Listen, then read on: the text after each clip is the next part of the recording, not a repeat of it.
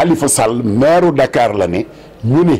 daa fab xaalis boo xam ne moomu ko ni da ko doon jënd ceeb ak dugub di ko jox nit ñi ñamu àndal ni mësta jënd ceeb mësta jënd dugub GIE ba it ñoom ñu ni mësuñoo gis loolu yéen xam ngeen ne loolu faux et usage de faux la 1,8 milliard bu ñu nee da nga koo jël nga ni doo ci wax doo ci tontu procureur moo mën a xam la muy def procureur mi ko tuumaal ngeen di laaj lu tax mu tuumaal ko ndax dossier bi fo loolu la léegi nag Ablaye Wade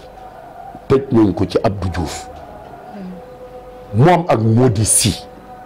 te député la ñu woon ñooñu nañ ci tontu na ci gars yi tontu loi dafa am nu muy doxee man du ma juriste mais ku ñu tëj téye la leeraloo mbir mi même bu ñu la defee député dëgg la pour ñu mën la atte mën nañu lever immunité parlementaire waaye nag procureur bi mettre des poursuites mooy seet kan lay poursuivre kooku ngeen di laaj lu tax mu poursuivre ko mais man mënuma cee tontu. bu dee deful dara waaye ñi ngi ñaan yàlla bu mu def dara ñu wacc ko mu dem bu dee def na dara